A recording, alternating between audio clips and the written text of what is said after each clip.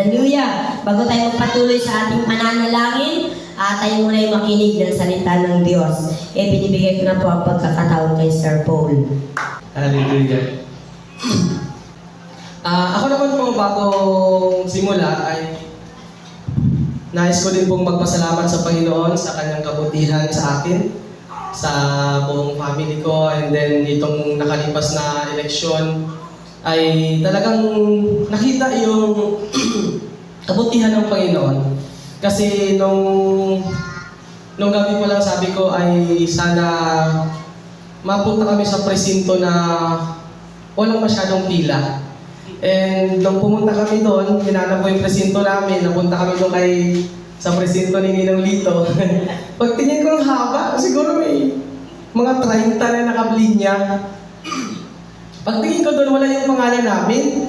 Buti na lang yung babae, nagsabi siya doon na kung dito po yung pangalan nyo, saka lang kayo pumila. So, buti nga, nung papunta pa lang namin, nakita namin yung pangalan namin doon sa unahan, doon pala kami. So, sabi ko kay May, sabi ko, balik tayo, doon yung pangalan natin. Diyan, pagpunta namin doon, ay talagang wala po talagang pila. So, pag tanong ko, sabi ko, dito po ba yung presinto ng 0280C? Sabi niya, opo sir, sabi niya, anong apelyido? Tapos sabi ko, Rapa, anong number po? Hindi ko na alam kung anong number, basta pinapasok na agad kami. So, pagdating doon, nagboto agad, and ang bilis lang, siguro wala pa 5 minutes. Tapos na kami, nagulat nga sila mama, sabi ko, saan si Papa? Sabi ni Mama, doon naghahanap ng mahabang pila. Kasi sa kanila pala wala rin pila. Nag-ikot muna siya, naghanap siya kung saan yung mahabang pila. Wala din daw kasi sa kanila. So, ang kaibuti ng Panginoon kasi, ang bilis po namin, parang hindi kami nag-consume ng kalating oras, parang wala pa nga, parang 10 minutes or 15. So, ganon. So, nakita ko yung kabutihan ng Panginoon. Okay po? So, sa atin po ngayong pag-aaralan ngayong gabi, bago po ako magsimula, ay tayo po muna yung manalangin. Panginoon, maraming salamat, Lord, sa buong maghapon, Panginoon. Pag-ingat sa amin, O God, sa gabing ito, God, samahan niyo kami, Panginoon. Kayo ang manguna sa bawat sa amin, O God. Proteksyonan niyo ang bawat sa amin, Lord. Ingatan niyo kami, O God, sa gabing ito, Panginoon. Kayo siyang makita, Panginoon. Kayo magluwalhati sa bawat sa amin, O God. Ito po kami samot na lang sa pangalan ni Jesus. Amen, amen. Okay, so ngayon gabi po, ang pag-aaralan natin ay huwag mapagod, may layunin ng buhay mo. Okay ba? So sabihin mo muna sa katabi mo, pagod ka na ba? Laban lang. Ayan. So meron po ako ditong 4 na itatalakayin. 4 complaints of man and 4 answers of God. Kung meron po tayong mga complaints sa Panginoon, meron din namang answer ako, Panginoon, sa atin. Okay po? So ginawa ko lang po 4 kasi marami naman talaga yan. Pero ginawa ko lang 4 para 4 square kasi tayo eh. So, 4 na mga complaint o 4 na mga katanungan at meron ding 4 na kasagutan mula sa Panginoon. Number 1, too tired or sobrang pagod. Diba? People say, I'm too tired. Diba? Minsan sinasabi ng mga tao, sobrang pagod na ako. Sobrang pagod na. Diba? Pagod na sa trabaho, pagod na sa pag-ibig, kung ikaw ay nasaktan, di ba? Sa mga difficulties, di ba? Pagod na sa pain, sa sorrow. So, ang daming pagod. Di ba? Pagod sa frustration, rejection ng mundo, sickness, di ba? Yung sakit. So, ang daming napapagod sa panahon ngayon, di ba? So, lalo na nung napansin nyo, nung parang itong buwan na ito, parang buwan ng month of October, talagang parang halos lahat sa Bethel Church ay talagang sinubok. So, ang tanong, napagod ba tayo? Diba? So, yung iba, sabi nila, pagod na akong mahirapan, pagod na ako dahil kapos na ako sa buhay. Ngunit ano sabi ng Panginoon? Ang sagot po ng Panginoon, I will give you rest. Kung ikaw ay pagod na anak, pagpapahingahin kita. Diba po? So, yun po yung nature ng katawan natin, di ba? Kapag pagod na, kailangan din talaga nating magpahinga. Di ba? Ang cellphone nga, kapag nalulobat, kailangan nating i-charge. Kung talagang lobat na, hindi natin magagamit siya. So, kailangan nating magpahinga. Ano sabi sa Mateo 11:28-29? Sabi diyan, kayong lahat na napapagal at nabibigatang lubha, pumarito kayo sa akin at bibigyan ko kayo ng kapahingahan. Sa 29, pasanin ninyo ang aking pamatok at mag-aral kayo sa akin, sapagkat ako ay maamo at mababang loob. At masusumpungan ninyo ang kapahingahan ng inyong mga kaluluwa. So yan po yung pangako ng Panginoon sa atin. Diba? Kung meron tayong kabigatan ng lubha, tayo ay papahingahin ng Panginoon. Diba? Sabi diyan, pasanin ninyo ang aking pamatok. Ano ba yung pamatok? Diba? Ito po yung nilalagay sa kalabaw, baka, or tawag dito, baka or donkey sa panahon noon. So sa Israel po, yan, uso po yung dalawa yung pamatok sa Israel. Noong unang panahon, uso po sa kanila yung dalawa. So para malakas yung mahihila nila. Okay po? So yan po ang pangako ng Panginoon sa atin. Kayong may mga nabibigatang lubha, kayo'y aking pahihingahin. Isuotin niyo ang aking pamatok. So yan po yung halimbawa ng pamatok. Okay po? So ano ibig sabihin po nun? Anong implication nun? Bakit dalawa? Ang ibig sabihin po nun, kapartner natin ang Panginoon sa ating buhay. So kaya minsan nahihirapan ka, kaya minsan napapagod ka, kasi baka mamaya ikaw lang yung naghihila. Diba? Baka mamaya ikaw lang yung humihila ng sobrang bigat. Kaya nga uso yung dalawang pamatok noon, kasi para yung isa, yan ang sisimulo na kasama natin ang Panginoon. Diba? In other words, kapartner natin ang Panginoon. So napapagod kasi baka mamaya sinusulo lang natin yung mga problema. Diba? Napapagod kasi baka mamaya sinasarili lang natin yung mga kabigatan. Tayo lang yung pumapasan, kaya ang bigat-bigat. Subukan natin isama ang Panginoon. Subukan natin ibigay yung ating mga kabigatan sa Panginoon. Di ba po? Sabi dyan, napapagod tayo kasi sinusulo natin. So, dapat maging kapartner natin ang Panginoon. Siya yung maging comfort natin kung halimbawa minsan kailangan natin ng comfort. Di ba? Puntahan natin ang Panginoon. Ayan po. Okay po? So, minsan baka mamaya nakikipagkaibigan kayo sa hindi naman kayo iniibig. Di ba? So, nakikipagmabutihan kayo sa hindi naman mabuti sa inyo. So, umaasa kayo na hindi nyo naman, sa taong hindi nyo naman maasahan. Ano sabi ng Panginoon? Di ba? Sabi niya, take my yoke upon you. Pasanin mo ang aking pamatok. Learn from me, because I am humble and kind, and my yoke is easy. Di ba? Sabi niya dyan, pasanin ninyo ang aking pamatok at mag-aral kayo sa akin. Learn from me. Diba? Sapagkat ako ay maamo at mababang loob. Diba? I am humble and kind. Yun po ang sabi ng Panginoon. So, bakit daw po madali ang pamatok ng Panginoon? Kasi unang-una, siya naman po kasi yung gumagawa eh. Diba? Bakit nasabi daw madali? Kasi siya naman yung gumagawa eh. Siya yung may kaya. Diba? So, halimbawa sa mga doktor, di ba? Nakala natin sila yung nagpapagaling sa atin, pero hindi natin alam na ang Panginoon. Nagiging instrument lang po sila.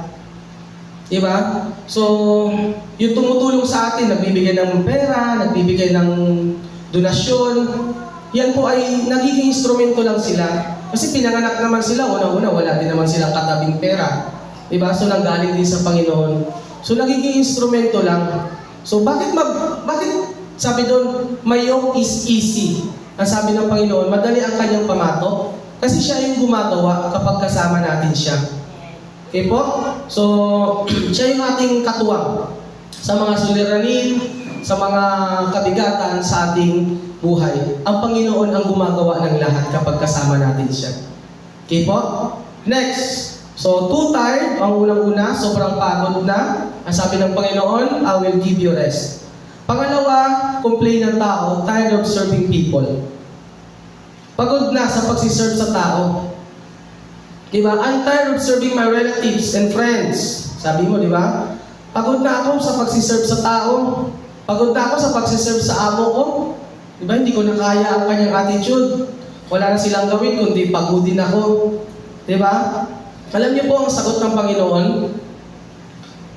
Kung pagod ka na in serving people, ano ang sabi niya? Serve God. Serve me.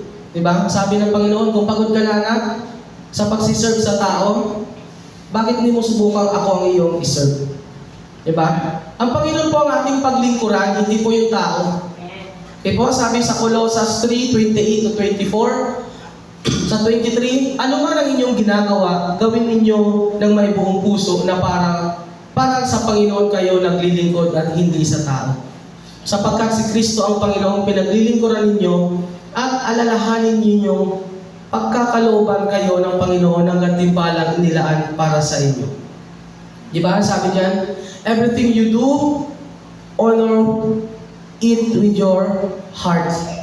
Di ba? I-honor natin sa pamagitan ng ating puso ang Panginoon. Gawin natin ito na parang naglilingkod tayo hindi sa tao kundi sa Panginoon. Kaya kasi minsan napapagod ka kasi yun pala siniserve mo. Sa tao ka nagsiserve, hindi sa Panginoon. Di ba? Kaya minsan nakakaramdam tayo ng pagod kasi sa tao tayo nagsiserve. Halimbawa, sa ministry, di ba ikaw, halimbawa, isa kang music team. Kasama ka sa music team. Napapagod ka, minsan naiiyamot ka kasi yung mga members mo ay late nang dumating, pasaway pa, di ba? Hindi na dumarating sa tamang oras. Di ba? So, mag-serve po tayo sa Panginoon, hindi po sa tao. Kasi kaya ka napapagod, you think you serving people. Di ba? So, i-consider natin yung pasiserve natin ay talagang sa Panginoon. Ginagawa natin ang lahat na ito sa Panginoon. Di ba po? Sabi dyan, ang daming taong pagod kasi ang kanilang Diyos ay kapwa-tao lang. Di ba? Kaya minsan napapagod tayo kasi yun pala yung pinagsisilbihan natin ay kapwa-tao rin lang natin. Di ba? So kaya minsan napufrustrate tayo kasi umaasa tayo sa tao, hindi tayo umaasa sa Panginoon. So let us serve God. Kung tayo ay pagod na, magsiserve sa tao, let us try to serve God. Okay po? Next po, number 3. Bilis na po tayo. Tired of doing good. Minsan sabi nila, may naririnig ako na pagod na akong gumawa ng mabuti. Ayaw ko na, wala rin naman ako napapala. Di ba? So, pagod na akong tumulong sa bawat isa, pagod na akong tumulong sa tao. Ano sabi ng Panginoon? Do not stop. Di ba? Kung pagod ka na gumawa ng mabuti, huwag mong itigil. Okay? Dahil sabi sa Galatia 6:9, kaya't huwag tayong magsawa sa paggawa ng mabuti. Pagdating ng takdang panahon, tayo ay aani kung hindi tayo magsasawa. Di ba? Pagod ka nang magtanim. Ay, ayaw ko na magtanim, hindi na naman nabubuhay yung tanim ko. Tanggalin ko na lang ito, putulin ko na lang. Malay mo, pinabukasan ng bunga yan. Di ba? So, tiyaga lang. Okay po? Magtiyaga lang po tayo. Tiyaga lang po. Tired of doing good? Sige lang. Di ba? Mahirap gumawa ng mabuti, pero mahirap din naman mapagod gumawa ng mabuti, mapagod din naman gumawa ng masama eh. Di ba? Di ba? Yung mga nagnanakaw na yan, pagod din yan. Puyat din yan. Kasi maghihintay sila ng tamang oras kung sino yung tulog. Di ba? So, pareho rin lang. Mapagod gumawa ng mabuti, mapagod gumawa ng masama, ay doon pa na lang sa mabuti, kasama mo pa ang Panginoon. Di ba? So, sabi diyan, do not give up of doing good. So, yun po, huwag tayong mag-give up, huwag tayong huminto sa paggawa ng mabuti. Dahil sabi diyan, tayo ay aani kung hindi tayo magsasawa. Aani po tayo sa takdang panahon. Meron pong great plan and perfect time ang Panginoon.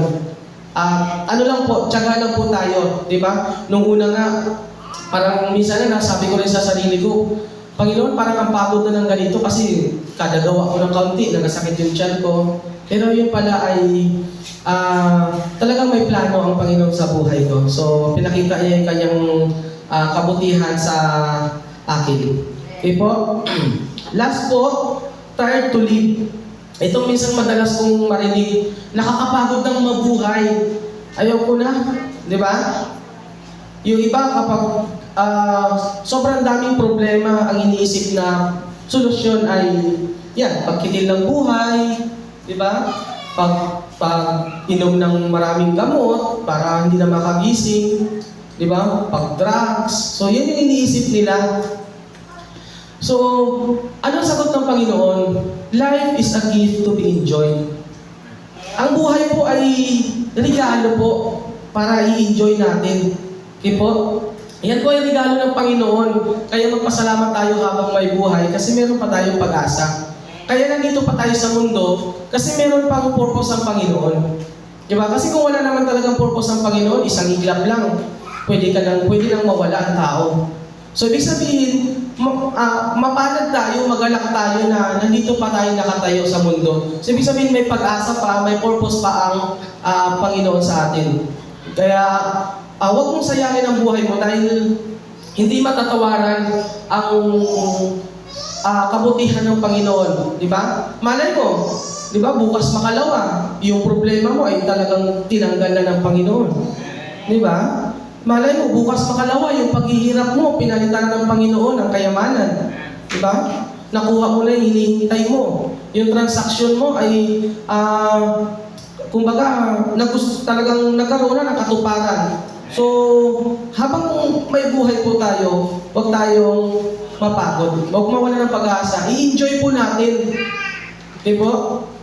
Dahil ang mahalaga po, kapartner natin ang Panginoon. Ano sabi sa Hebreo 13:5-6? Huwag kayong magmukhang pera at masiyahan na kayo sa anumang nasa inyo. Ito bibigyan natin diin. Sapagkat sinabi ng Diyos, hindi kita iiwan ni pababayaan man. Kahit buong tapang nating masasabi, ang Panginoon ay tumutulong sa akin. Hindi ako matatakot ano man ang gawin, ano ang magagawa sa akin ng tao. So hindi po tayo iiwan at hindi po tayo pababayaan ng Panginoon. Kaya huwag po nating sayangin yung ating buhay. Huwag po nating i-commit na tulad niyan, di ba? Na yung iba, tatalon sa tulay. Okay lang kung pagtalon mo, baka mamaya pagtalon mo dun, hindi ka rin nalumos. Kasi marunong ka pa maglangoy. Wala din, di ba? So, huwag nating sayangin ang buhay natin. I-enjoy po natin yan. Sapagkat kasama natin ang Panginoon. Yan po yung ating laging isipin. Sapagkat sinabi ng Diyos, hindi kita iiwan ni pababayaan man. Okay po? Next po, sabi sa Mateo 22:29, sumagot si Jesus, maling-mali ang iniisip ninyo. Palibasa hindi nyo naunawa ng kasulatan. Ang mga kasulatan ni ang kapangyarihan ng Diyos. So ano po yung solusyon sa mga kapaguran sa ating buhay? Ito po ang solusyon. That is the only solution. Yan po yung solusyon kung may kabigatan ka sa buhay. Dahil ang sagot po ay nasa Biblia na lahat. Di ba? So, kapag alam po natin yung solusyon, kapag nababasa po natin ang Bible, we can be free, di ba? We can set free from any lies. Magiging malaya po tayo sa lahat ng kasinungalingan. Dahil alam naman natin na ang ama ng kasinungalingan ay si Satanas, di ba? At ang isa sa mga kasinungalingang kinikintay niya sa atin ay ang buhay ay mahirap. Ang buhay ay nakakapagod. Yan po ang unang kasinungalingan na ikinikintal ng kaaway sa atin. Mapagod ang buhay, ang buhay ay walang katuturan, di ba? Yan yung kasinungalingan na dapat wakasan na natin. Di po? So, the only solution sa apat na yon ay ang Biblia. So, wag po tayong mapagod. Okay po? So, dahil nandyan yung Panginoon na handang mag-support sa atin. Siya yung ating partner. Kumbaga, siya yung mag-comfort sa atin. Kung meron tayong pinagdadaanan. Di ba? So, kapag kasama natin ang Panginoon, kapag kasabay natin siya sa pagbuhat ng pamatok, meron po tayong madadaingan ng ating mga hinaing. Di ba? Ano sabi ng Panginoon? Dito lang ako, anak. So, that is the only solution na mapagtatagumpayan natin lahat ng kapaguran sa buhay. Okay po? So, yun po yung message ko ngayong gabi. I hope na meron tayong nakuha at may natutunan tayo sa gabi nito. Hallelujah. Tayo po'y manalangin. Panginoon, maraming salamat, Lord, sa pagbigay, Panginoon, ng mga kasagutan, Panginoon, sa aming kapaguran sa buhay, Ama. Panginoon, maraming salamat dahil nandyan kayo, Panginoon, Partner namin kayo, Panginoon, sa paggawa, Panginoon, ng mga bagay, Panginoon, upang kami, Panginoon, na hindi mahirapan, O God. Lord, maraming salamat, Lord, sa inyong mga salita, Panginoon. Dahil alam namin, Panginoon, na ito lamang, Panginoon, solusyon, Panginoon, sa lahat ng kapaguran sa aming buhay, Lord. Panginoon, maraming salamat, Lord, na tinuruan niyo kami, Panginoon, na nagiging masarap, Panginoon, ang buhay kapag kasama ka namin, O God. Hindi nakakapagod, Panginoon. Maraming salamat, Lord, sa inyong mga salita, O God. Ito po ang aming samot na langin sa pangalan ni Jesus. Amen. Amen. Hallelujah.